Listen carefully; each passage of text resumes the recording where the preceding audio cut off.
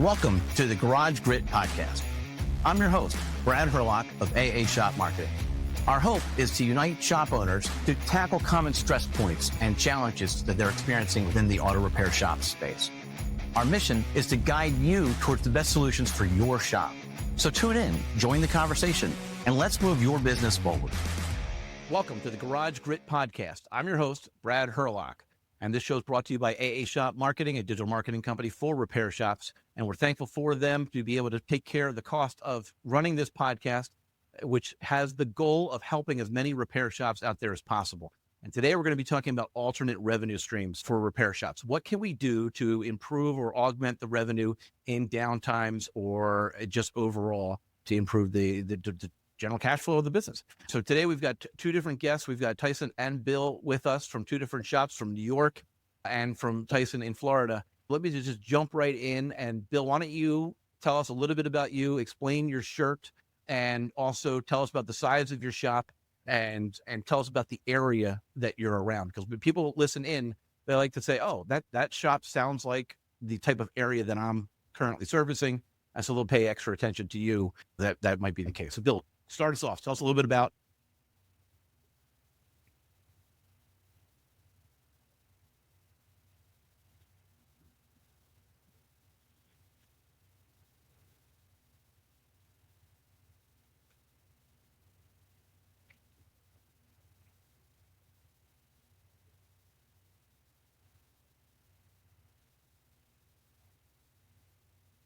That is fun. So actually, I've had a few conversations with a guy named Luke who owns a body shop in New York, but he lives full time in Vegas. Wow. I got the sense that he is situated in Vegas. And yeah, so I found that really interesting. But that's the world that we live in potentially, right? That's maybe the best way to not find yourself underneath the car turning wrenches and whatnot is to not be there. Awesome. That's the only way. Right? TrueFix is a repair shop and a body shop. Is that correct? Collision repair. Yeah. And you're going to be well-versed at adding to this conversation is alternate revenue streams. Now, the majority of our audience and the majority of our guests have been mechanical repair side of things and exclusively mechanical repair side of things. This will be a good conversation. Sure.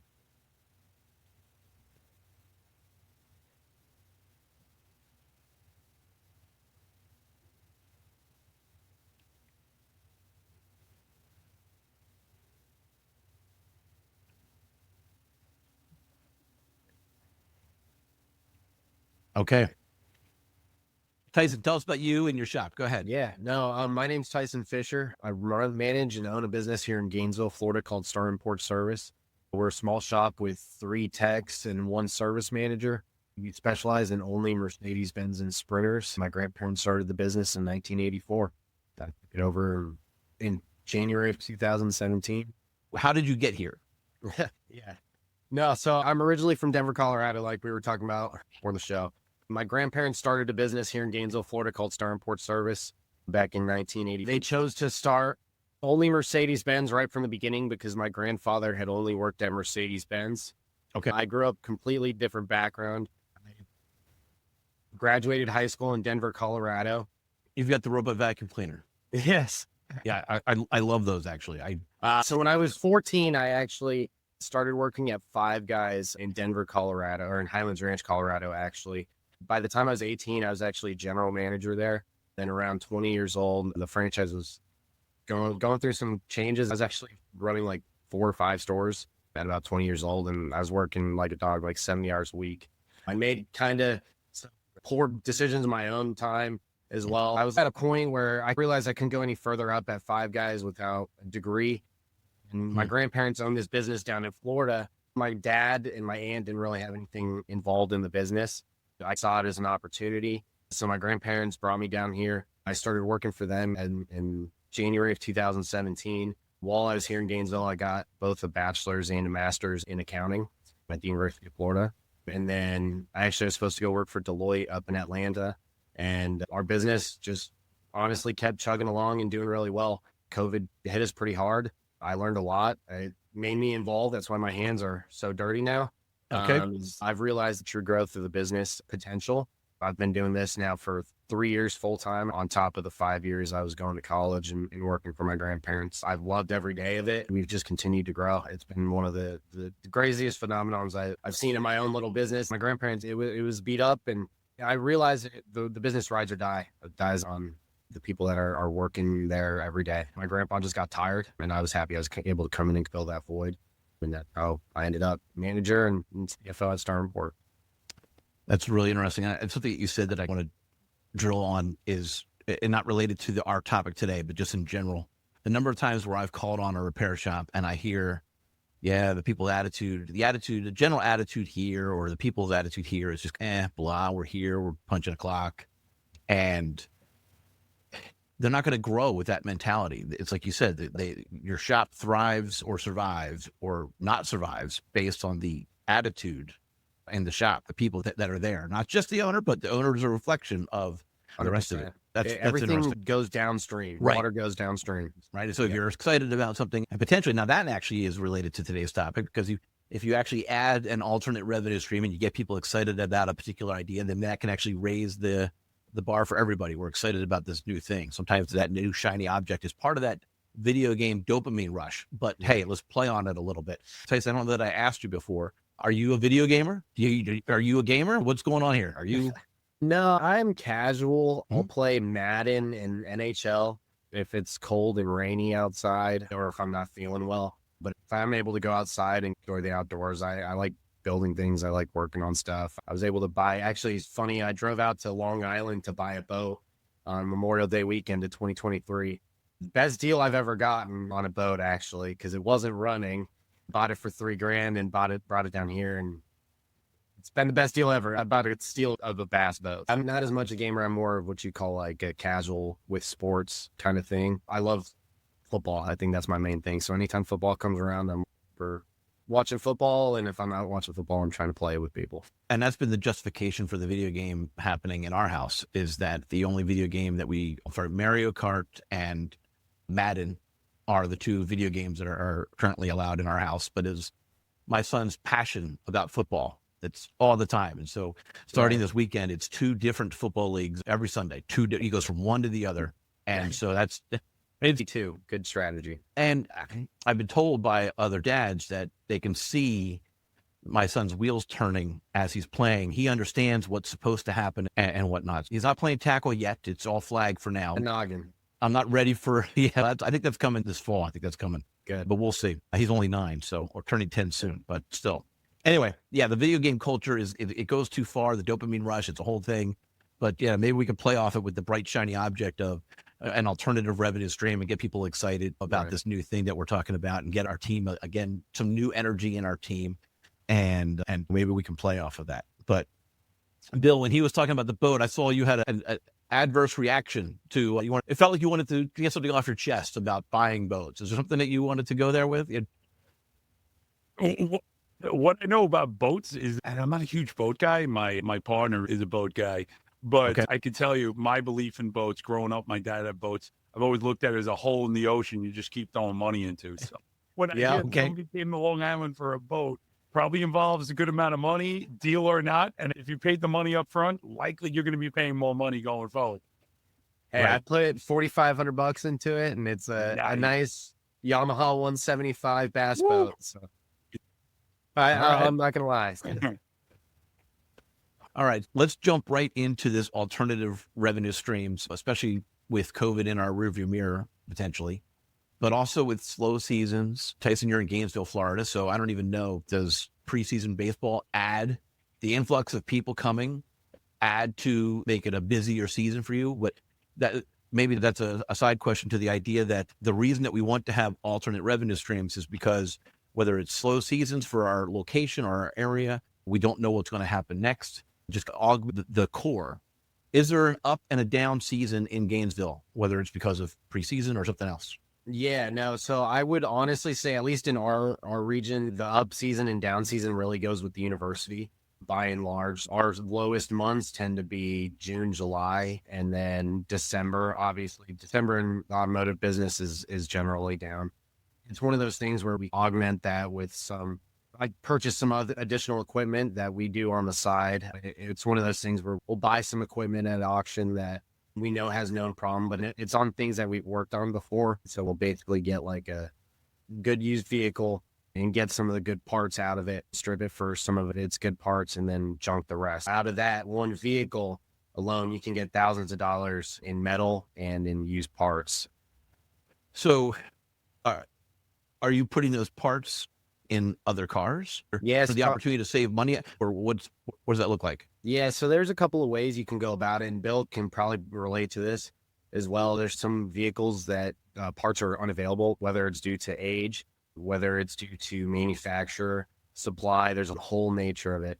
And there's always somebody with some need at some price point. You know what I'm saying? And whether it's used parts, some people do get sometimes used part, like a used seat control module on an old W210 Mercedes. Those are pretty common. I've seen those be very useful. You know what I mean? I do pick those up very cheap, and we can work on them, get them working. So there's some things that are just not available, and you have to work around people's budgetary constraints as well. There's also aspects of it. You get a ton of scrap metal from a lot of those things as well. There's a lot of elements to it. You get wheels, used wheels. There's so many times I get customers just passing through Florida. Maybe it's just where we're at regionally off of I-75. Okay. We get people passing through that just need a wheel, and we just have a wheel. So right. It's one of those things where you take what you can get and work with it. What we've done. Oh, okay. That's interesting. And again, there's a good example of this is not your core. It's not I don't even, what percentage of your business would you say is those extra side metal pieces or replacement parts that people don't want to pay for? It's a small percentage, 2-3%, but it adds up. And helps a lot out in the slower seasons. Yeah, exactly. It's bottom line. There's a couple of cars that we are renting for storage right now as well. There's one that's in an estate. There's another one where the gentleman just doesn't have space to have his home, and so he pays us to store it. You know what I mean? And is part of that agreement. We keep it running and keep the battery charged up, and if he needs it, he comes and picks it up and goes from there. So there's additional elements of doing it. There's sometimes you can even take a valuable thing you can do in the slow times. Even that's what I think going forward is you can train. When it slows down, you can really tear down an old used engine. There's a lot of advantages to when it slows down. You training in the slow period. Yeah. And ultimately you can use that as an alternate revenue stream, because now you're teaching people that didn't have that knowledge before things that charging for training. You could absolutely have that as a piece, so that you're going to be slow every June, July, or every December in your case, right? So you actually coordinate with whether it's tech schools or just to advertise a training program. You could potentially actually have a more formal setup with that. Bill, what do you think about just grabbing the spare parts and the metal from older cars? Just to back up, I think that's a really interesting point, because I think the important thing that we all must think about, and I've done numerous amounts of content on how physically slow the industry is. So when you talk about the topic of alternate revenue, that's what every shop, whether it's collision or mechanical, is thinking right now. When you mention a thing like spare parts, spare metal, you touched on training. That's what my go-to is. As soon as I see spare parts, spare metal, immediately go to welding training, or I use it for training trade school students. Or me as a veteran, I train veterans that want to get into the industry, because let's face it, that's another big problem that our industry faces is attrition. Yeah.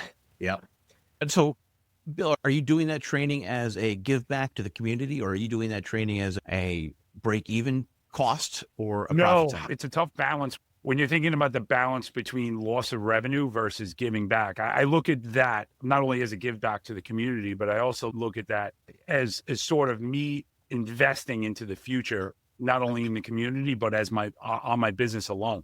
I know what it's like as a veteran I know as a veteran looking for work.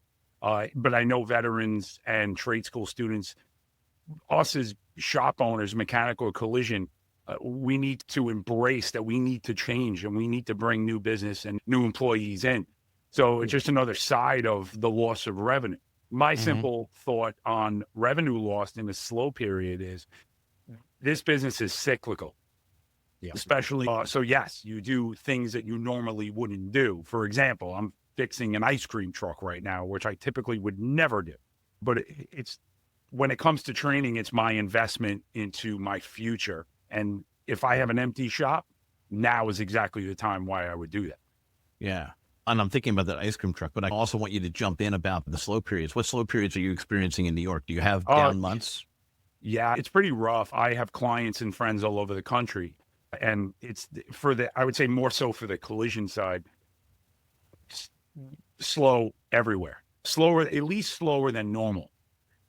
The ones that are really busy right now are extreme outliers. And I'm talking from California to New York that I speak to on a daily basis. Mechanically, in my experience, it's busier, but the effects on the lack of business for the collision industry is parallel to mechanical, in my opinion. Because just let's face it, interest rates, insurance rates are high, which drive the collision business. But now you have mechanical, which is almost another set of clientele, but no one has money, at least in my opinion. So when you're billing people out, and Tyson, I'm sure will agree, those things that they would typically, in a good economy, I would say, typically they would say, yes, do it all. But now it's more, get it to the point where it's running. Yeah. Interesting. Yeah, no, so one thing that I think that kind of goes along, so we're both the mechanical, so that kind of helps us. On COVID, I wish I'd been able to take advantage a little bit more of the buying and selling of cars. We just didn't have enough resources at the time, but we were able to. It's one of those things I learned a very valuable business lesson at that time. Interest rates go down, man, those cars start selling like hotcakes. And Brad, you and I were talking about earlier, I've noticed in this industry, the price range of the targets on selling cars. And this kind of goes with what Bill's saying about collision being a little bit slow.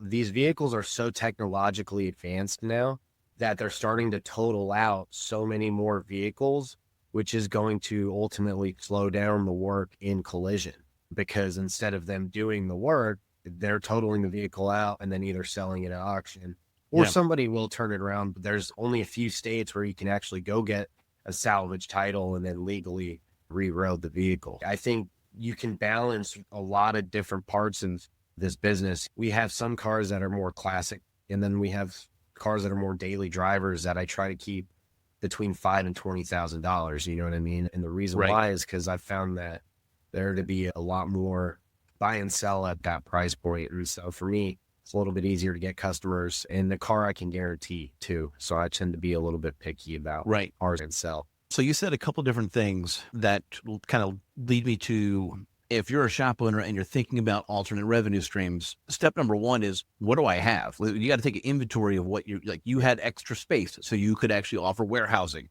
or rental agreements. You could actually store the older cars or those parts. You could actually potentially have a lot for the used cars. But the other thing that you said that people don't really realize is there's a little bit of a bureaucratic barrier to selling cars. Yes. And so you need to be very careful for your particular municipality, your particular state, that you're complying with those rules when it comes to selling cars. And I imagine that doesn't just apply to car sales, but probably other aspects of alternate revenue streams as well. You want to make sure that you've got those ducks in a row. How long have you been selling cars? How long have you had a license? And we'll assume that's the moment that you started selling cars. I don't know exactly when my grandfather got the selling license. Okay, good. I'm going to assume in the early 90s or late 90s, maybe even 2000s. But I know they really did well on selling cars from about late 90s through 2008, 2009. 2008, 2009 hit them pretty hard. But it was interesting because when I was analyzing at least our books going back to then, is they got trapped with a good amount of inventory on the used car side, but the mechanical side picked up. So I've found the customers that I have are only doing the little that they need, but that customer from Mercedes-Benz, a local dealership, is going to shop around and is going to find my shop. There's only a limited range in our area. It's one of those where I think you can really, if you do the selling right, which we have notary, we have our notary license, so we can essentially do the notarization in-house.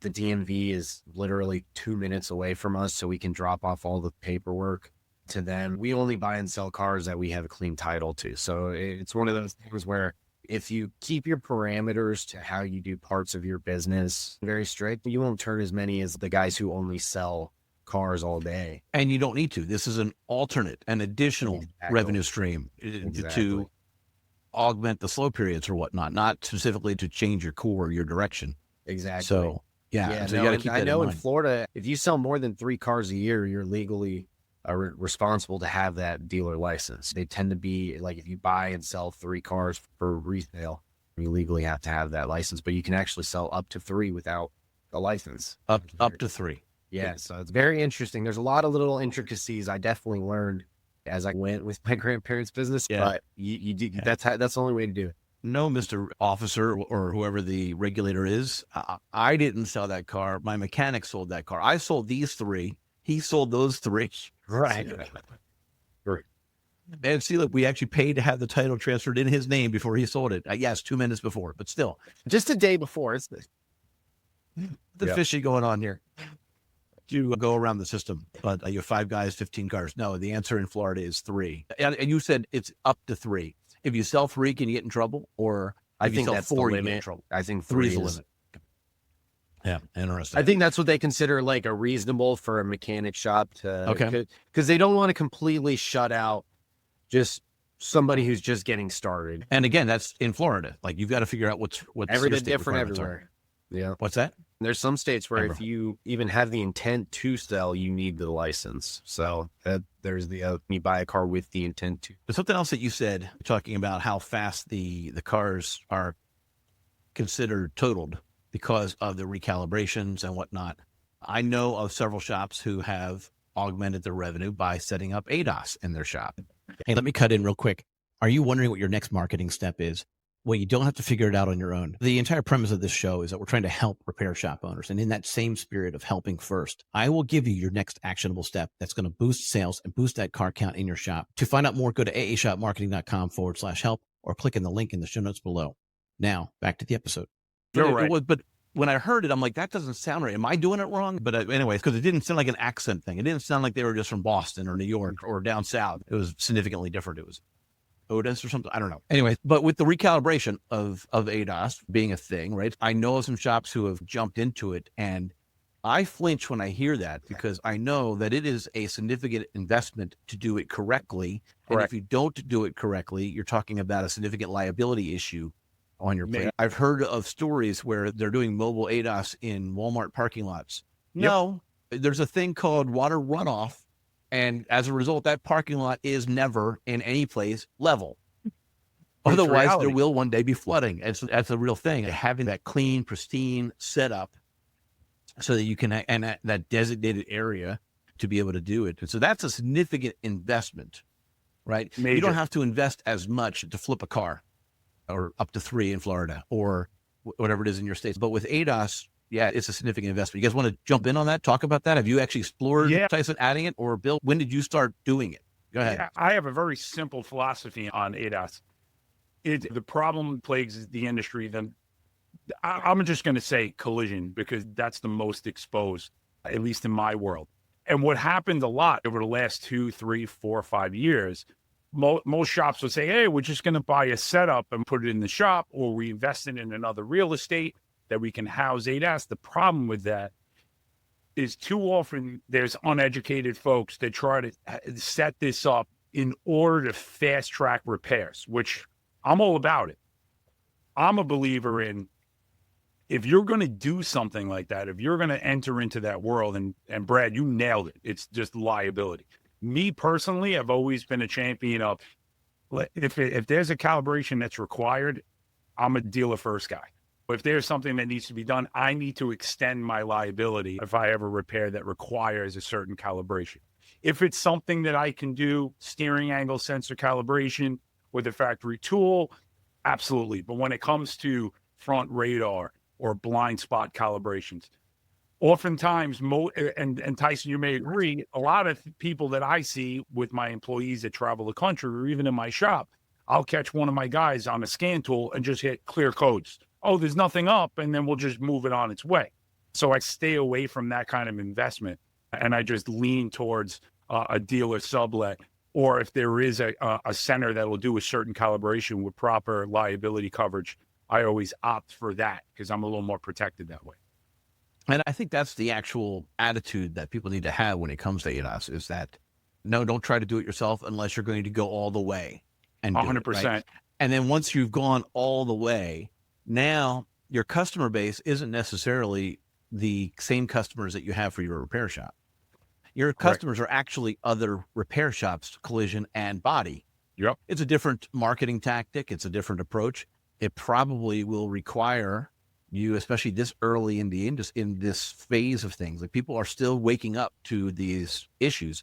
It's probably going to require you to do old school selling where you actually go and shake hands with the local people and let them know this is an option. Here's why it matters. Yep. Because why it matters isn't actually a thing across the industry. Not everybody understands the liability issues that that are attached to it, or the complexities of it. The other thing that, if I may add, Brad, the other thing that business, and I've had people that wanted to invest into ADAS business, where they don't understand is the amount of continuous investment that's required to do it right.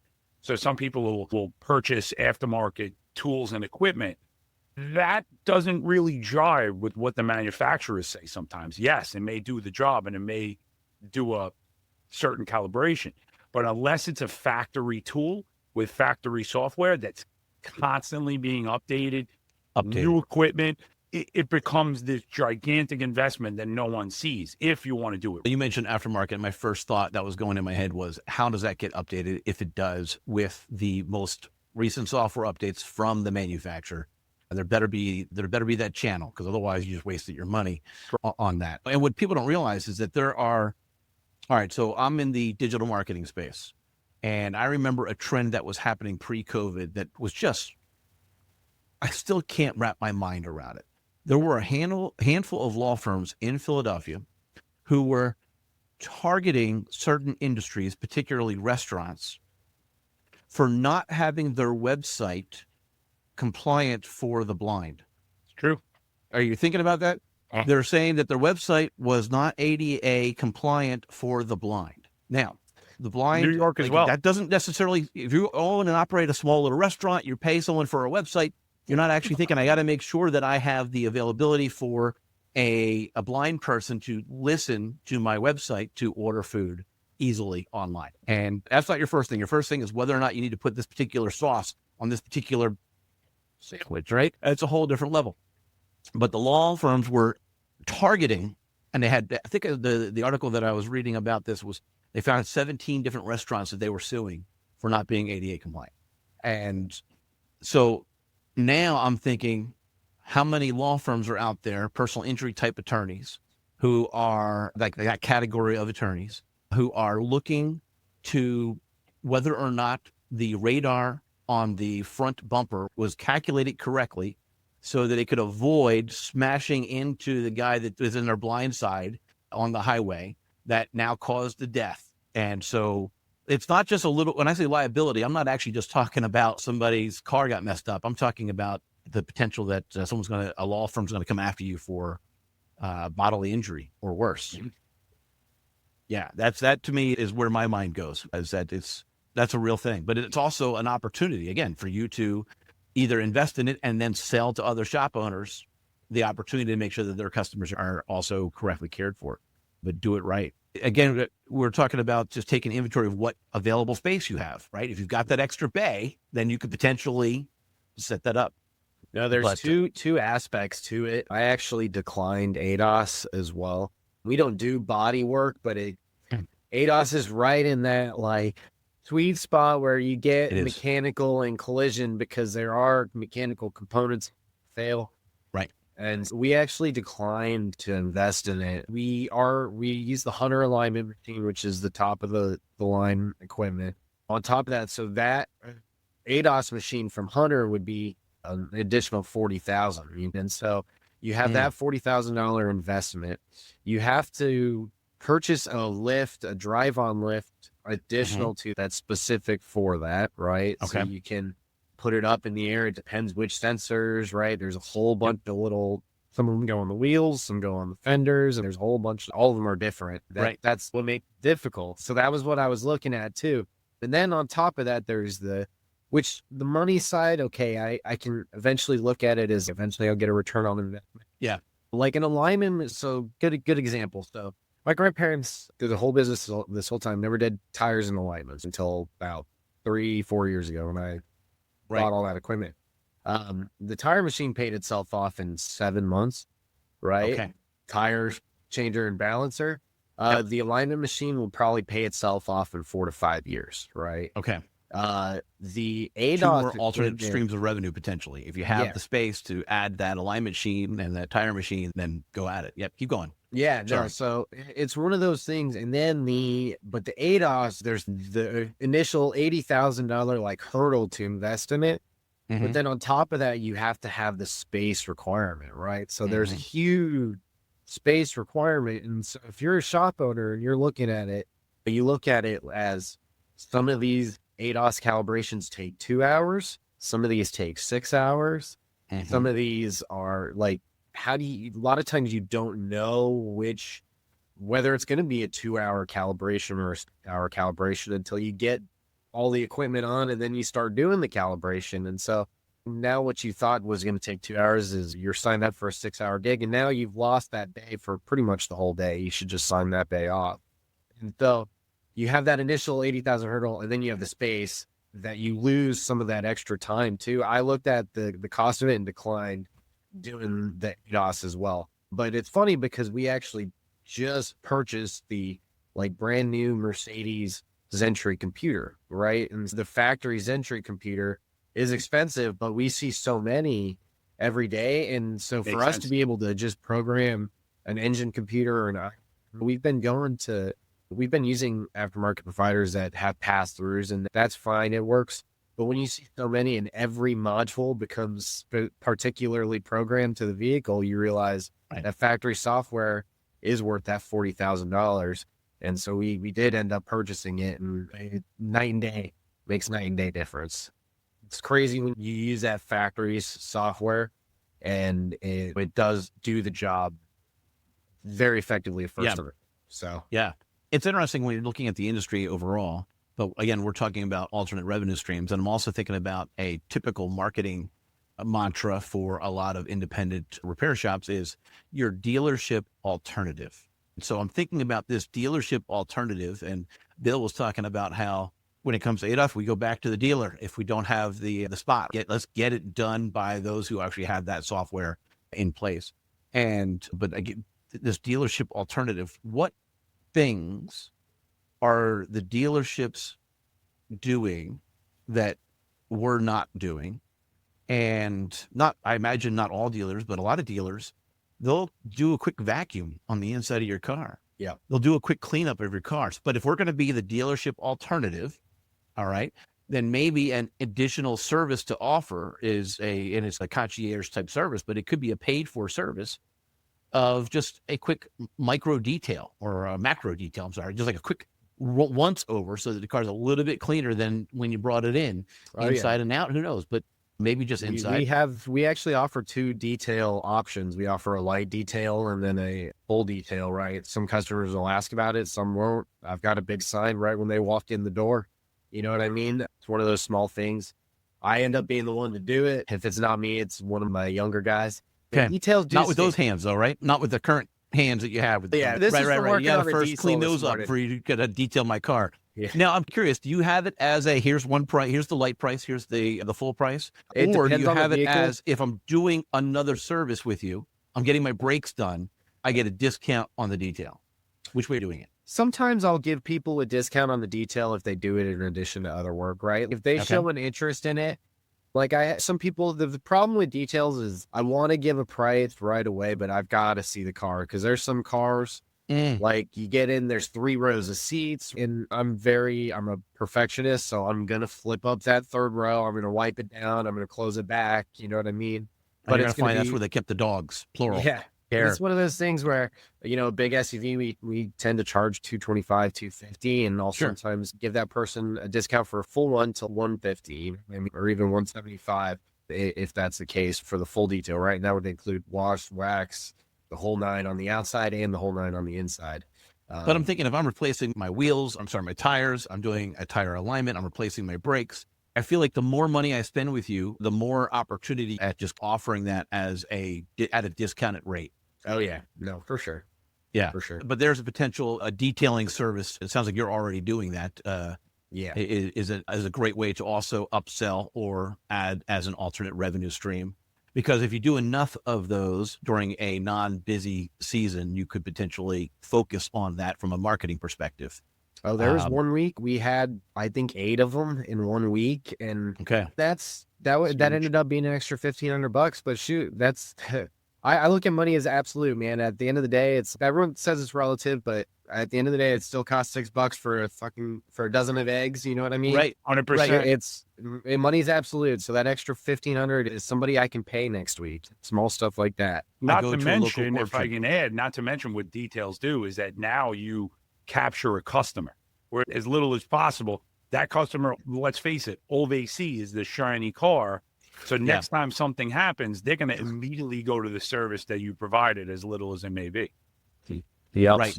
And I'm thinking about that. The world that we live in, think about just car sales in general. The average car buyer isn't looking under the hood or even understanding what's there. They're looking at the comfort features inside the cabin. Yep. True. It's got nice seats.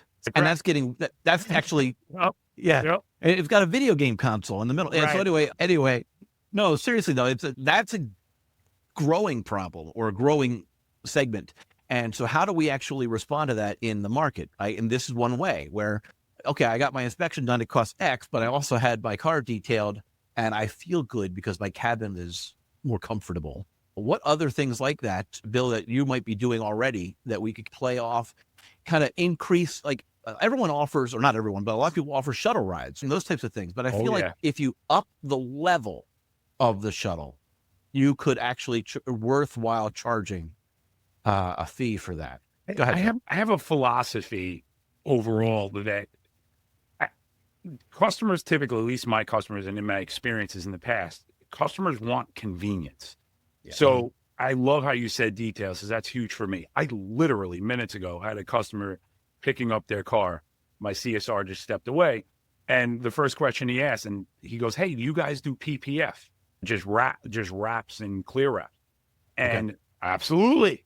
So does that pay as well as a large mechanical or a large collision repair? No, but what it does is it just captures the customer. It allows them to get into my door, at least get some revenue. But again, to me, data is king.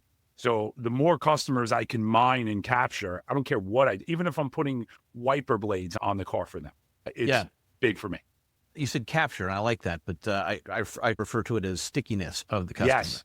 The more, and I'm not trying to tell every shop to do everything for every customer, but the more touches you have with that customer, the stickier they're going to be, more loyal they're going to be to you. And that's what we're talking about doing potentially, is increasing the revenue with alternate revenue streams, but also increasing that customer loyalty at the same time. So, window tinting could be something, and depending on your area, what's being asked for on a regular basis that you're regularly saying no to, and what is the cost for you to actually explore getting into that space, and then advertising it. Certain demographics, certain areas, like it's more common that they're asking for window tinting versus others, and play on that. Or in New York, where we're actually a revenue stream. It's interesting you said tints. New York, there's a revenue stream to remove tints because they no longer, the state inspections are becoming more stringent. I probably get more revenue removing tints than I do with actually doing them. That's funny. That is fun. That is really interesting. Great. Okay. All right. So, Bill, I'm not going to accuse you of this, but I'm already thinking that some people with less scruples have this idea where we're going to promote this business, then we're going to go to our local legislation and make sure that they make that illegal so that we can get business removing it's true, first business. I'm sorry.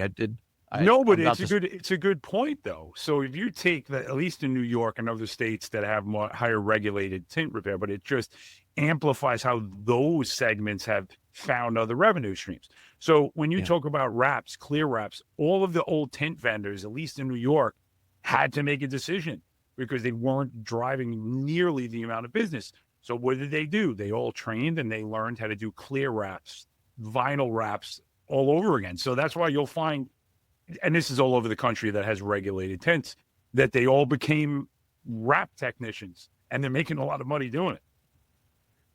All right. So forgive me. So I'm not completely familiar with clear wrap. Is that specifically for windshields? No. Okay, great. This is a fun topic because it's really hot in the market of just visuals. Let me give a little bit of history. The typical rewind 5, 10, 15 years, there's a scratch on the car, you paint it. Now what happens, if you look in the aftermarket industry, especially the exotic cars or the show cars, what people started doing is making graphic wraps, changing colors, matte colors, and wrapping them. But now there's also a thing, like I said, PPF, which a customer literally just asked me, where it's a clear film that covers you typically front and rear bumpers and edges of hoods from rock and stone chips. But it's natural progression as a tint technician to move over saying, hey, I'm not getting any of this business, but I know how to apply film. So I'm just going to switch and learn how to do clear film on an adhesive on a front bumper and doing that. And they're probably tripling and quadrupling their business doing that because it's the hot thing to do. And it's a lot cheaper than painting the car. The goal is to avoid needing to paint the car. Correct. Absolutely. Right. Yeah. Okay. You're not covering up blemishes at that point. You're actually, right. Okay. Correct. Preventing them from happening in the first place. Okay. Interesting. There's services available to, is it profitable to remove rust versus just replace? Thank you. You agree with me. So I had a customer yesterday, and this summarizes everything. Customer says to me, I have an old Wrangler. And they says, hey, I got some rust. That is the red flag of red flag that I hear. And I say, my word I always use is, okay, so where do you want me to cut and where do you want me to install? And they don't know what I'm talking about. And I say, we act strictly on what the manufacturer says. Rust is a cancer. If there's rust somewhere, it's probably worse than you see. And part of my New York attitude, but I'll tell a customer, I'm like, great. So when you come back in 6 months to a year wanting your money back, where do you want me to write the check? And they don't understand. And the reason why that is because rust will always return. And the days of cutting rust out and maybe fabricating a new piece, those days are over, at least in the eyes of the manufacturer. So when I tell a customer, I can't do that because the manufacturer tells me I can't, not only, they're probably upset for a couple of minutes, and then they say to me, at least you're honest. And I always say, well, I'd love to take your money, but if I don't have to, at least you were forewarned. So what's the solution? You got rust on the car, you're just replacing all the parts. Replace. That's 100% always I'll give a couple of good examples. Here in Florida, we don't see as much rust, but I can put a car up in the air and know if it's been in New York or up north the moment it goes up in the air. Or whether or not it's been garage kept, right? Even if it's garage kept. Yep. That's what's wild. So I have one customer, wonderful customer. She's from Buffalo, New York. One of the first jobs we had to do for her, nonetheless, 4-wheel drive Mercedes, which you could pull in the whole thing down to do brake lines, right? She had rusted brake lines. And so it's small stuff like that. I can't just cut out part of the brake line. The whole thing is already rusted. You know what I mean? And then another good example is I had a guy that he just came in for a regular oil change and we put it up in the air and you could see the rear subframe on his 12-year-old car. A 12-year-old car, had complete. I don't know how this dude, he didn't mention, he's like, yeah, there's a little knocking noise in the back. And we put it up. We're like, dude, this is your knock. And we were like, we don't get into that deepest stuff. But I was like, I gave him the body shop that we work with and he ended up getting it done. He got a couple of estimates. One guy offered to cut it out and he called me about it. And I told him, I was like, dude, no, replace the whole thing. It's like, don't even skirt it. Just replace the whole thing. And I know it's going to cost you twice as much, but it'll get you twice as long. 100%. And let me add to that. Brad, you mentioned before liability. There is no liability like diverting from what the manufacturer tells you have to do. And there is no manufacturer that has an extraction of rust where you're cutting out and fabricating. That just does not exist anymore. So when a customer comes in with rust, to echo what Tyson said, it doesn't happen. And I tell them replace. And unfortunately, they don't go for it. But I look at it like this. If a customer walks in my door and leaves without a service, at least they know that I gave them the truth that's going to protect. Yeah. Good. Now, that's the thing. That customer comes back to me all the time now. You know, when he got his rear subframe done, he still brings his car to me. He got a couple $1,000 worth of work a few months back. So it's one of those things where if sometimes saying no is one of the best things you can do in this industry. Absolutely. Yes. Well, like we want to take on new revenue streams, but at the same time, sometimes saying no it's the hardest thing, but it's the best thing you can do. 100%.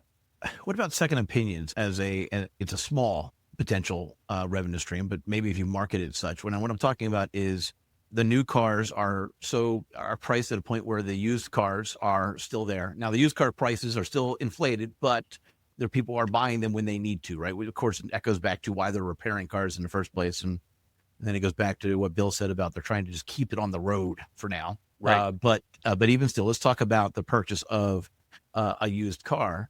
Forgive me, Fantastic but I'm not trusting the guy who's selling me the car lot. I'm not doing it. Like half the time, the actual sales rep is intentionally walled off from the mechanic that looked at the car in the first place so that they can have plausible deniability on things. Like, so I recently looked at a car and it had rust underneath of it. And oh, it does?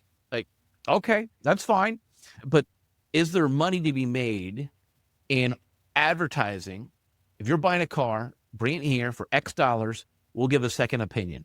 And because you're paying for it, you know that it's a legit second opinion. Because I'm not attached to the seller or you, it's a legit second opinion. Is there money to be made there? Go ahead. Great point. I do these all the time. And I'll tell you from a legal perspective.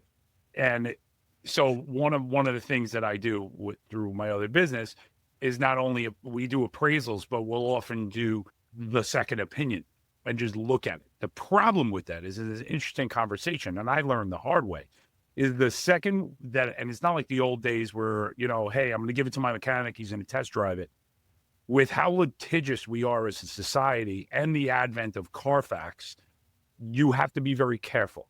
So when you're doing something like that, and I've done it, where you'll say, it's got a leak here, but the second you say the car's not bad, or other than that, the car's good, the buyer depends on your word. And let's say something goes wrong that's outside of that. And in the mechanical world, we know that you could clear a check engine light, and then 2 days later, it's back again with a different problem. Mm-hmm. You got to be very careful. But there is an opportunity there. And it's just about standardizing it and giving the right disclaimers, saying, this is what I observe, this is what I see, this is what my test provides. We are not responsible or if anything else were to arise. Mm-hmm. And a lot of people have that issue where they look at it and they notice that, oh, well, it looks good, a little bit of rust underneath. Now, if that same car goes down the road and after they buy it and crashes, unfortunately, because of an ABS malfunction, then all of a sudden, the person looking at it becomes liable for the second opinion. So here's what I just heard you say. All right. I heard you say this is a good opportunity if you have a standardized process. Correct. But there is no end to that standardized process that gives a one sentence summary. Like, no, sure, absolutely buy it, not. Or sure, okay, I think it's fine. I would buy it, or whatever that. No, it's here's what you're getting into.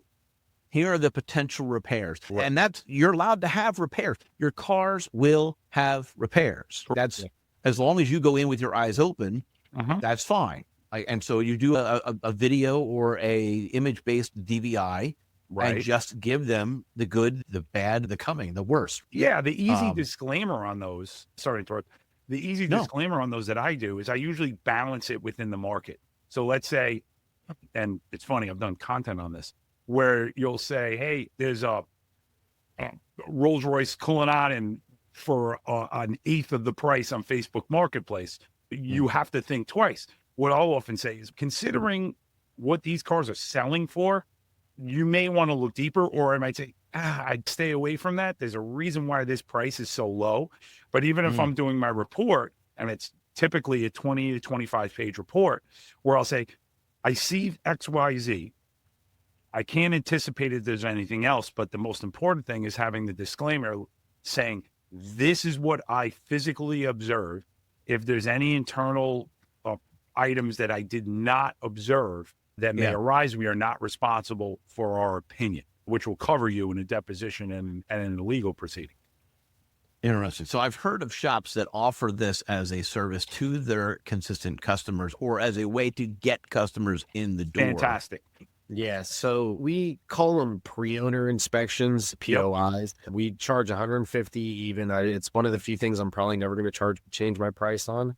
But it's one of those where I would say, 3/4 to 80% of them have been like okay vehicles. I always tell people in the frame of mind, would I put me or my family in the vehicle? That's the best way to explain it to somebody. If I'm maybe I want to push back on that real quick. I'm sorry. You could put yourself in the vehicle because you can repair it if it needs to. I can't. So put yourself in the vehicle with my knowledge base. I wouldn't take my and pretend family, that I've got 5 left fingers. I wouldn't take my hands family in a car that I didn't trust. You know what I mean? Like maybe me. Yeah, me, but I wouldn't ever put my girlfriend, my pregnant girlfriend in a car I didn't trust. You know what I mean? So true. And my grandmother being one of the owners of the business, that's another one of my scales, right? Okay, when I put my grandmother in this car. Fair enough. And I got to tell you, I can appreciate what you just said and I just saw this on a sitcom that I was watching with my family just the other night. And I looked at my 9-year-old son and I said, yeah, that's true. The slowest and most crazy, cautious drive. I might have reached 8 miles an hour the first time I drove my son home from the hospital, right? That drive from the hospital after he's been born to back home, right? You're like, okay, is it safe? The heightened awareness and is my car good enough?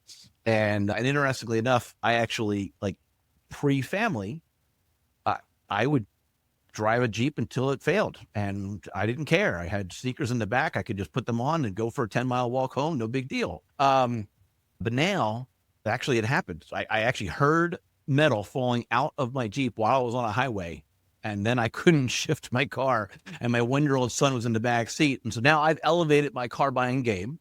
So, cause I had to learn almost the hard way with that, but it was an interesting experience. So so that's a good example. So your answer is, so you would actually tell them, would you put your grandmother or but that's, I think, a good litmus test, at least. Now, but does that override? I'm sorry, does that, Bill, you just said, don't tell them whether it's good or bad. You said, here's what I observed.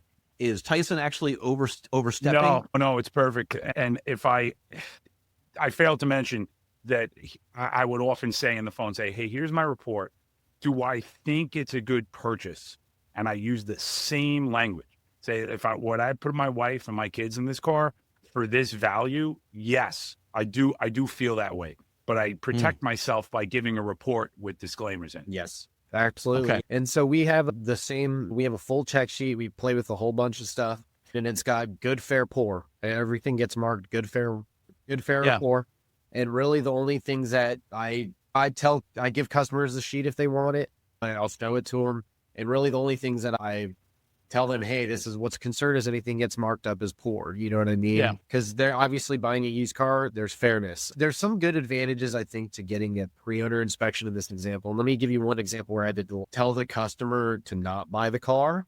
It was actually a very interesting situation. And it's actually you can go onto Google. It's one of the few 1-star reviews we have, because I responded to the guy that actually, once you get to this story, you're gonna understand. Basically, the customer, this girl had owned a Mercedes and she was interested in buying a newer one. This gentleman agreed to meet her at my shop at 3:30 on a Friday for a pre-owner inspection. Okay. Both the current car's owner and the prospectus owner are in my lobby. Okay. So I get, yes, you have both of these individuals in the lobby. I pull the car around and right away I see that it's a dealer. Okay. So that it's got a dealer tag. So one thing that's very critical, and this is one of the big things about getting a good qualified, smart people, competent people that will check this stuff, is if you're actually selling the car under a dealership, you have to notify the customer. The customer has to. If you look on the Florida State Motor Vehicle License and the repair licenses, it says it must be placed in a conspicuous place, right? So the customer has to be they have to know about it. Does that make sense? Like, it's got to be obvious, conspicuous. Does that make sense? And so right away, I pulled the car around and I see that it's a Florida dealer tag. And I'm like, this is a dealer that's selling the car under a personal name. You know what I mean? So already my red flags are starting to shoot up. And going off. Right. Yeah, the car's going, there's a whole bunch of red flags going on. And so it's one of the only times that I will admit I had to report another dealer to the state of Florida because they did not disclose this to her. And on top of that, during this pre-owner inspection, we have a very consistent process. We always scan the vehicle, and then put the vehicle, give a full printout. We put the vehicle up in the air. We check everything, put it back down. It usually takes an hour, 15 minutes at the most. The gentleman who owned the car was already half an hour late. Now we've pushed the time to 4 o'clock, right? And then he said that he needed to leave by 4:30, right? And so, yeah, so some bunch of red flags going on. Listen, I need you to replace my engine, but I need to pick it up at 2. Yeah, pretty much. Yeah. So these were, and then I put the car up in the air, and yeah, it was okay, but it needed work. I thought that, and she asked me, do you think this is a fair price? And I'm like, honestly, I just sold one of these cars not too long ago and it didn't have these problems. And I sold it for $1,000 less. So my honest opinion would be, I don't think for the price, it's the best value. You know what I mean? And so, a used car, if you know the problems that you're going to have and you need to repair right away, it's just the cost of ownership. Go into it with your eyes open. I get it. Keep going. No, that was one of those moments where I do believe that the pre-owner inspection actually saved that girl from a situation where she may have gotten into a car and it didn't mean like terrible stuff, but it had some wear. It had some wear and tear and some information that I dug up because we have access to other information as the dealers. Right when I ran that tag, I found right away that it was registered to another dealership. So technically, it's in their inventory. Yeah. You have to disclose that, and that has to be disclosed immediately. You can't just sell it as a personal car on Facebook Market. Right. And so that was a good moment where I do think that the pre-owner inspection, there's also times where... But you mentioned a 1-star on Google. Is that the same story? Was it the other dealer that gave you the 1-star? Yeah. So he told me that he needed to be somewhere across town by 5 o'clock, which is why he had to leave by 4:30. Mind you, he was already half an hour late to the appointment to begin with. This is the seller, not the buyer. Yeah, the seller. The buyer was paying there you for the inspection. Yeah, he was half an hour late for the inspection. No, but I'm sorry. Who was paying you for the POI? The prospectus customer. Okay. Yeah. All right, keep going. Prospectus buyer. So, yes, that's usually how, and she paid us and she was happy. I do think that it saved her some money. I'm sure she went and I didn't see her again, but I'm sure she went and bought another car that's a non-Mercedes. And she's not your customer now going forward, though, is Yeah, because we only work on Mercedes and Spurs. Yep. Okay. So you think that she bought a different brand, a different model or a different manufacturer? I believe she bought a different manufacturer. Okay. Yeah. Okay. Yeah, and I'm just thinking that through. I'm like I'm wondering how that looks or how that feels. I've brought 2 cars to this guy. He told me not to buy either of them. He also sells cars. I'm wondering if it feels like there's an alter. I'm not suggesting that there is. I'm not suggesting that you're doing this, but I'm suggesting I'm thinking from the customer's perspective. Are they wondering? Because we already stated that this type of inspection, pre-ownership of the car, pre-owner inspection, I think at the time I didn't have any cars. It's a potential way to get more customers and to keep stickier customers. I think at the time I didn't have any cars that she was interested in. So it's one of those things where it's time and place. Like at the end of the day, my grandfather told me this, and this is something I absolutely believe. We sell our trust at the end of the day. Yeah. And if I'm going to treat each job independently, and we're going to sell our trust on each job independently. Right. And so if she came to me asking to buy a car, then I would go through that process with her. But if she came to me with interested in other cars as a POI, as she did, I'm gonna treat it independently and not steer her that direction. We're in the business of staying in business, not in the business of getting out quickly. Let's talk marketing real quick. We talked about these extra revenue streams, right? So flipping cars. We talked about the POIs. We've talked about tinting windows, untinting windows. We've talked about detailing. How many of these services that you provide are on your website as a separate page promoting that particular service? Only, I only have our two core businesses, which is going to be the mechanical side, your basic servicing, all the way up to more complex mechanical, and then the selling side. I have a couple of cars that we have in inventory there. So from an SEO standpoint, from a search engine optimization, from a Google perspective, you want to have a very focused, hyper-focused topic for your website. And that's important.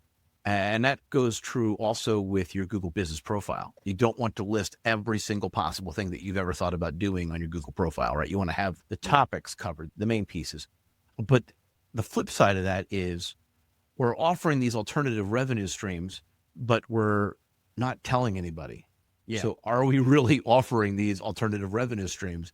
Because you're weighing out whether or not you have it as a focus, as a page on your website that might detract from your primary topic of repair or collision work or body work, or whereas, so there's the question. Are you just using social media to get the word out, or are you not getting the word out at all? You're just mentioning it, as you said, Tyson, a sign on the desk as they walk in. Are you leaving money on the table by not telling other people? All right, you guys go ahead. Share your thoughts on that. Yeah, potentially. My goal isn't to attract every client to those additional services. My goal is to attract my best client. You know what I mean? It's one of those where I don't want to do details to everybody. I want to do details to the customer that's already been that's taking care of me. That's the person I'm going to go out of my way to detail. You For sure.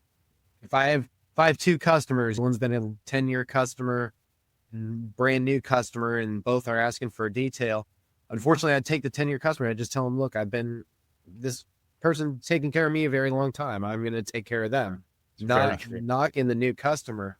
Not that I don't want to get that extra service to them. We're very big on taking care of those who take care of you. And I don't. So what percentage of your customers, I'm going to push back real quick. What percentage of your customers know about all of your additional services? Probably half to 60%. The other half, I would say of the other half, only about half of them is capturable. What I mean by that is some of them is just beyond budget. They bring it to me I don't even see them for oil changes. I see them when their Mercedes is flooded and they need specialized electrical work. You know what I mean? And can you please dry out my car? Yeah. So it's like, I don't always see some people in some circumstances. Some customers, I see the whole gauntlet, right? So I would say those ones, they tend to have more knowledge, but the ones that I only see for particular jobs, they don't. But one thing, I haven't gone into this yet. It's something I'm brainstorming, but I would add a separate page to the website for this.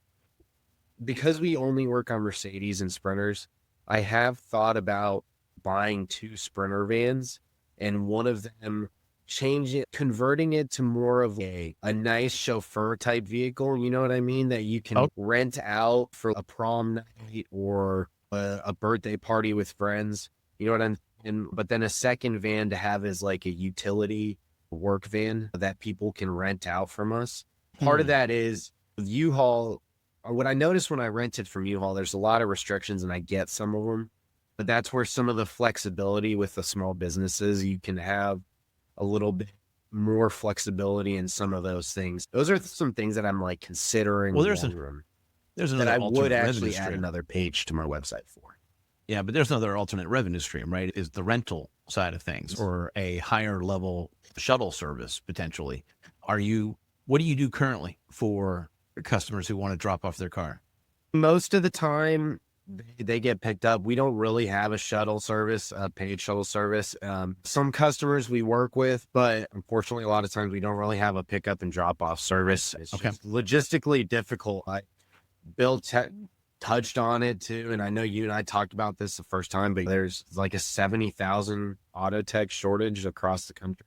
70,000 people short of auto techs, of where we were just 10, 15 years ago and where we need to be now. And so it's one of those where my guys are strapped from 7:30 in the morning to 5. And so it's very hard for all of us.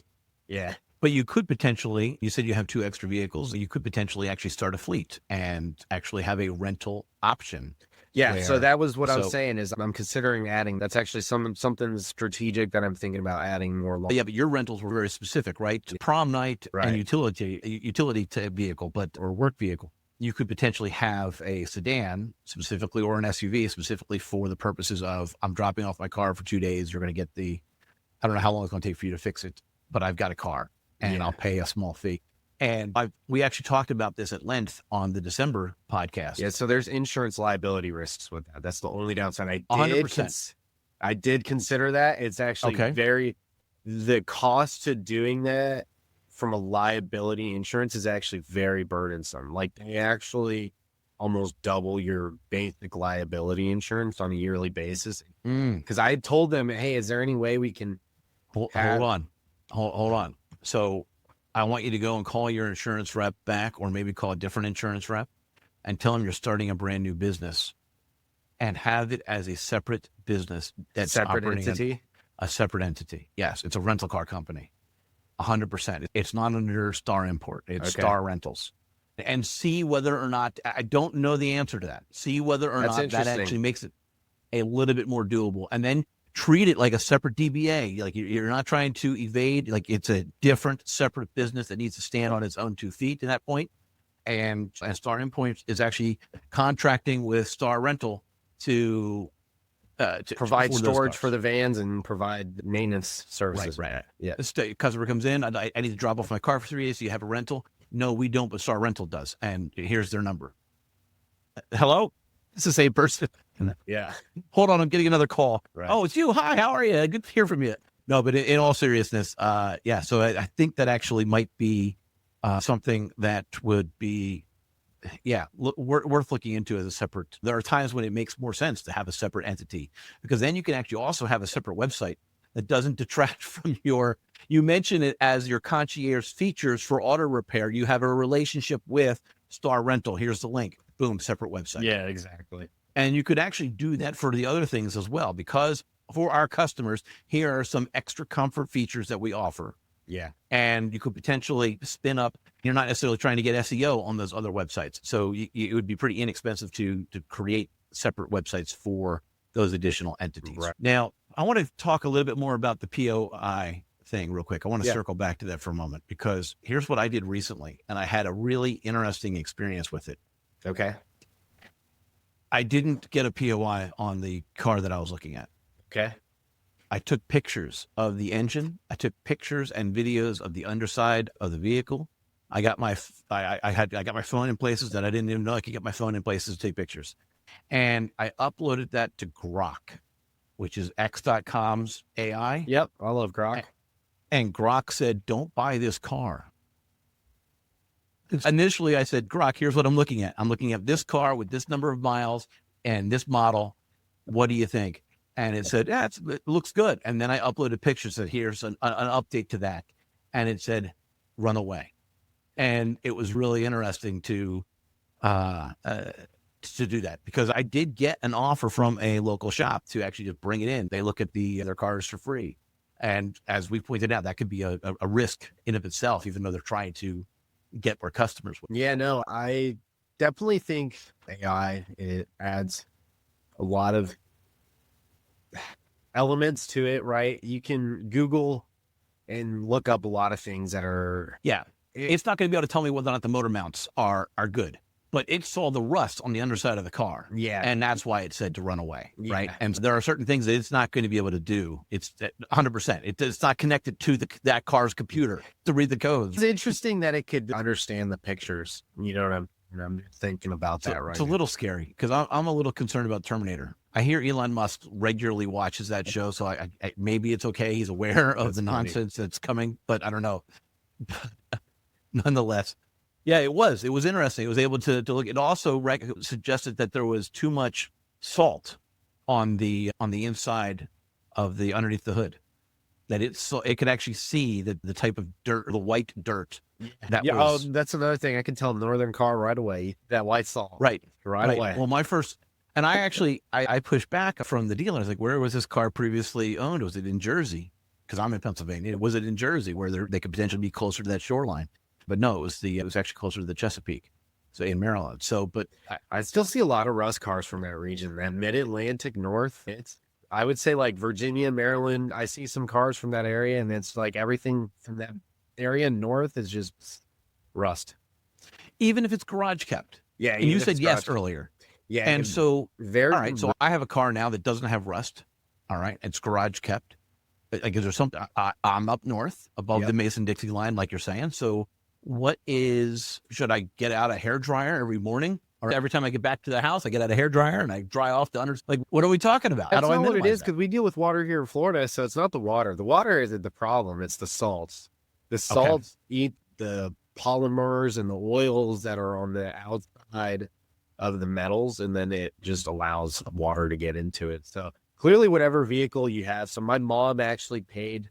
She lives in Massachusetts, and she paid for an undercoating on her Ford Explorer. It was pretty expensive, but it's held up pretty well. I actually put it up in the air and was very impressed by how well it was singing. But granted, it's only 6 years old. We'll give it another 5 more years and we'll see what's going on. I'm curious about that, because there sounds like an alternate revenue stream that we could be adding, is offering undercoating. For up north, I don't get any benefit from that, but up north, that's a great thing to do. Absolutely. So another example is up north is there's more conversation about snow tires versus all season versus summer tires. And depending on whether or not you're in an area like Buffalo, New York versus the area that I'm in, which doesn't get enough snow, in my opinion, I'm trying to convince my family that we should move a few hours north to get more snow. But getting some pushback on that right now. Anyway, there's back to the tires piece of it. There's an opportunity there. So I think it coincides. But you have to look at your area. What around me is available to me? What do I have as an asset that I can be adding to or from the conversation? No, it's crazy. I drive up to Massachusetts and I'm like, man, my tires get killed. I appreciate the roads in Florida and Georgia when I go up there up north, because I hit like North Maryland as you're starting to get North Maryland towards Delaware. Up into Connecticut and stuff, and New York, and man, there's so many potholes, they're unavoidable. Even New Jersey, the whole nine there. It's just the roads are so miserable sometimes. I agree, and that's why I have an SUV. Like, that's just like a minimum requirement, right? But no, man, but I hit those potholes. I'm like, man, if I had a tire shop, I'd be making money left and right up here with the tires and wheels getting bent. Right. So this is not a recommendation, but I'm picturing a tire shop, right? And then every night they go out and they mess up the road for the mile before them in either direction.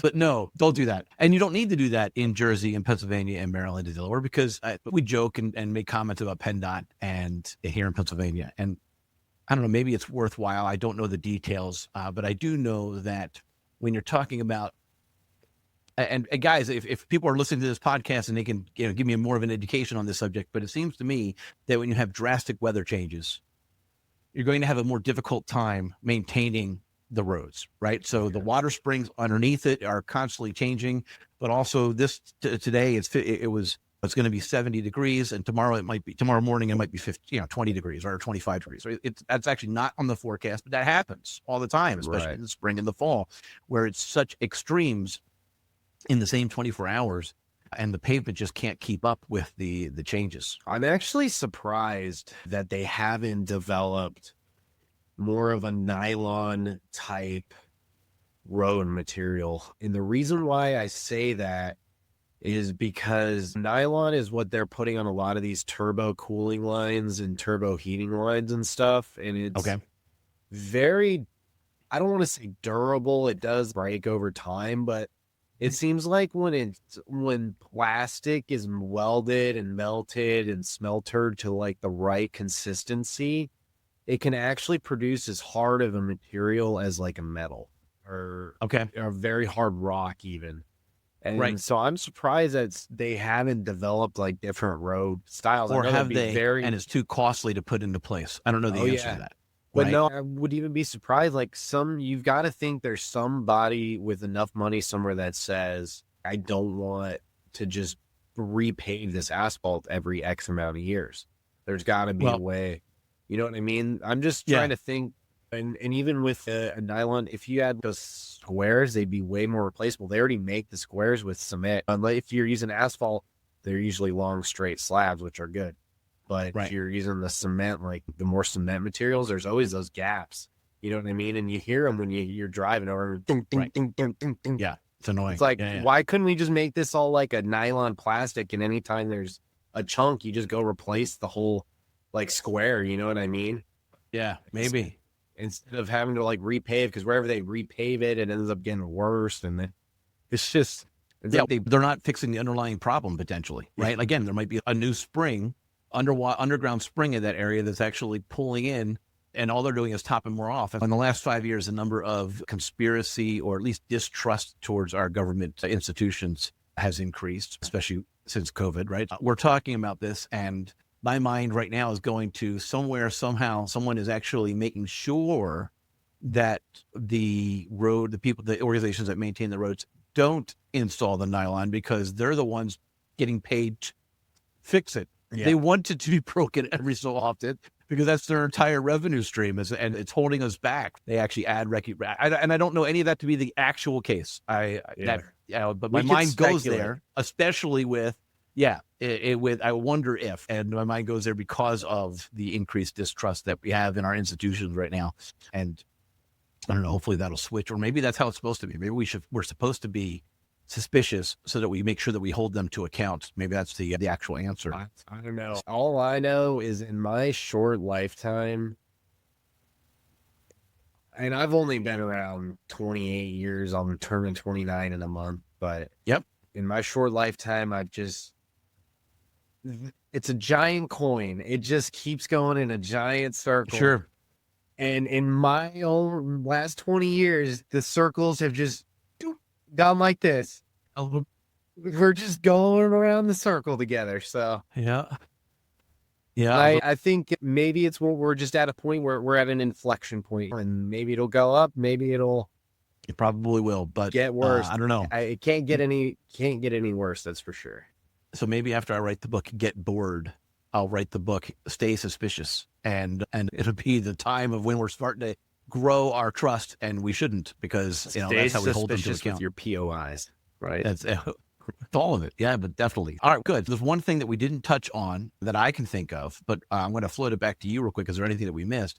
But especially right now in our economy, adding turbo and performance enhancing type kits aren't probably as prevalent as in a good economy. But that's potentially something that could be done. Do you have any experience with that, or any thoughts on, or maybe you don't want to talk about it because the bureaucracy that's regulating, making sure that you're not putting the wrong NAS to cars. Yeah, no, we don't modify cars. Okay. We don't modify cars, but Uncle Sam's not listening. There's a couple of diesels out there that have been modified. Right. Other than that, you've heard stories. I get it. I understand. Yes, but no, we tend not try to modify, even if like it's something customer wants to do, because there's always something else. And so for us, we found you either keep it OE or keep it to the manufacturers of the OE. And because I don't like modifying it. Right. The moment you modify, you start getting into territory that I don't like having to. It ends up being it's not just this turbo getting installed. It's you got to make this other bracket to make sure. Right, it's a whole different thing. This right, aftermarket turbo you want to go in. So, I try to keep it to OE or manufacturers. Yeah, manufacturers that build it for Mercedes. So and restoration is a whole nother thing that you could potentially get into. But again, that's another big type of investment, because you're targeting a different type of customer, and you're going to be tying up bays for a month or two. I've had one for a year and a half so far. So it goes back to analyzing your space. Am I doing window tinting? Am I doing mobile, or am I doing ADAS, or am I doing details or mini details, or am I doing POIs? Am I blowing up the road 1 mile on either side so I can sell them new tires, or who knows what, right? So a lot of money. No, in seriously, tires, a lot of money in tires. Yeah, a lot of money. There can be, but I don't. How is the markup good? I don't even know. For personally, it's good. So sell a tire, you make a lot of money. Okay. All right. It depends how I've heard tire dealers talk about how their margins continue to wane. Mm-hmm. Maybe it was just that much more profitable back in the day. I don't know. Yeah, I would say it's tire and type. Some of these new ones with like True. run flats, really low profile run flats, you can lose your ass really quick if you don't do it right. Right. They can be, it's one of those things I try to price it against the dealer. You know what I mean? So I tend to be up a little bit higher than tire shops, which I tell people that I don't mind doing that. You know what I mean? But I know that your valve's going to get changed every time. But simple stuff like that, like Sam's Club, they'll reuse your little tire valve. And reason why is because that, I don't know why, but I see this all the time. It gets corrosion in it, and then the tire's leaking out because they just didn't change the valve. And it's simple stuff like that we take care of. Even the little rubber ducky on the old tires.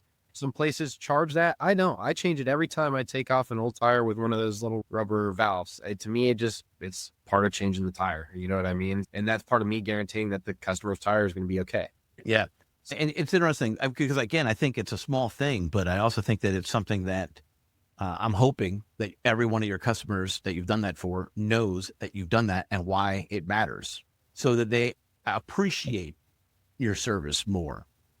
Not just they got a new set of tires on it, right? It's beyond than just, for them to actually have that understanding of what you're doing for them and how you're treating them. All right, so we've talked at length for a while. I can't think of off the top of my head different things that we've missed, but surely we missed other opportunities. And as many of you know, and some of you don't know, there is a Facebook group for the Garage Grit podcast. And the hope is it's a growing group. It's a newer group, but the hope is that there'll be additional questions that'll be asked. We didn't talk about this alternate revenue stream or that alternate, or this was said about this alternate revenue stream, and this is why I have reservations about it. I'm okay with you pushing back.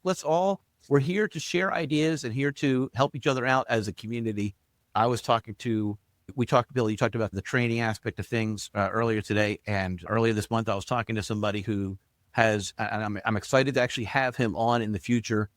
But we were talking about how he's bringing kids off the street into his training program and keeping them off the street because now they've got a skill. Yep. And that's exciting. That's a side mission that his shop has actually created for the opportunity for him to do. And it is awesome. Absolutely. Because we were talking about the deficit in mechanics, and he's doing his little piece to try to chip away at it. I've got one apprentice right now who I offered to pay to go to tech school for. And obviously he's going to have to agree to stay with me for a length of time afterwards. But it's one of those where when you can teach somebody with a good work ethic, you can't sometimes. It boils down to work ethic and attitude. That's what I would say. If your attitude and your effort are there, the rest of it you can teach, honestly. That's so true. Yeah. I think if you can show up to work on time and give an effort, if you have those basic traits, then everything else is teachable. Like apprenticeships is the biggest thing right now with people. Yeah. You can bring someone on, even if it's holding a ratchet, and the amount of knowledge one can get by maybe a 20, 30-year tech is immeasurable. Yeah, that's very interesting. I'm a big believer that if you're coachable, then you've got the world in front of you, 100%. regardless of. I made an overstatement recently that even if you have two left thumbs, you could potentially, if you worked hard enough, maybe you could get yourself into the professional level of baseball. You have to work harder than Pete Rose to be able to make that happen. And Tyson, I'm glad you're smiling because Pete Rose, you might not even know the name. I know Pete Rose. Come on, all right. I know baseball. I'm not that young. All right. Yeah. So, but if you have that kind of the Charlie hustle 10X and you're coachable, then you can overcome whatever challenge you can have. Now, of course, there's some limitations. If you're 4'11", you're probably not going to be a forward in the NBA. But there are things that you can do to overcome. Don't tell Nate Robinson that. I'm sorry. Don't tell Nate Robinson that. He was that short little guard for the Knicks. Ouch. Whoa, take it easy on my Knicks. What's his height? I think he was like 5'6" or something. He was short. He's like 5'6", 5'7". Yeah, he's pretty short. He was short, and he was baller, man. Like he was roast. He would roast some people. Nice. Okay, so there's the point. He had to work harder than somebody who had just had a natural inclination and was 7 foot tall. Mm-hmm. But he was able to pull it off. That's a great point. And that's how my attitude is. That there's you got to be aware of what you've got, and okay, I can't deal with this, but I can do this over here. And that actually applies to the alternate revenue streams. Again, assess what space you have, assess what your skills are, assess who your customers are, where you're at, and then figure out how to augment your revenue from there. And I want to hear from you guys as well as the people who are listening in on that Facebook group. If you're not already in the Facebook group, jump out to the Garage Grit Podcast Facebook group and request to be in the private group. If you're in the space, I'll let you in, and then I'm going to encourage you to have that conversation. And as you guys already know, this podcast is brought to you by aashopmarketing.com, a digital marketing company for repair shops. And I'm grateful that they're footing the bill for all of this so that we can have these conversations to grow our community and help things out. As we're wrapping up, is there any last words on either the podcast or what you're doing or alternate revenue streams? Bill, why don't you go first? Yeah, I think just to summarize everything, I was excited to hear about this topic because one of the biggest things that I love to do is just social media. So you mentioned it before, and just mentioning it to your customers, a very easy way to do it is introduce it on your social media saying, we do this, and see how it performs. And if it performs in a way where you're getting feedback from your customers and your audience, then that's something you can broaden and extend to future customers and your existing customers. Yeah, real big fan. That's a great point. And there's a couple pre-points to that.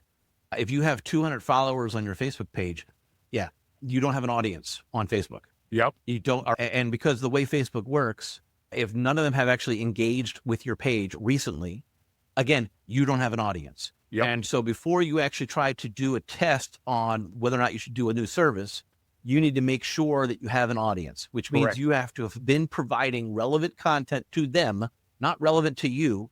There might be an overlap, by the way. That's good.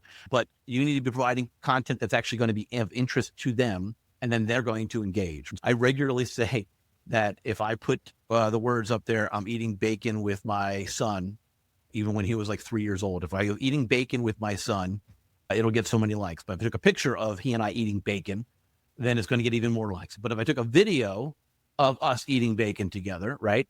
Because people love babies, bacon, pets, right? It's, whether or not you've changed the brakes correctly is not all that interesting, but it's still good content to have as part of your content mix on social media.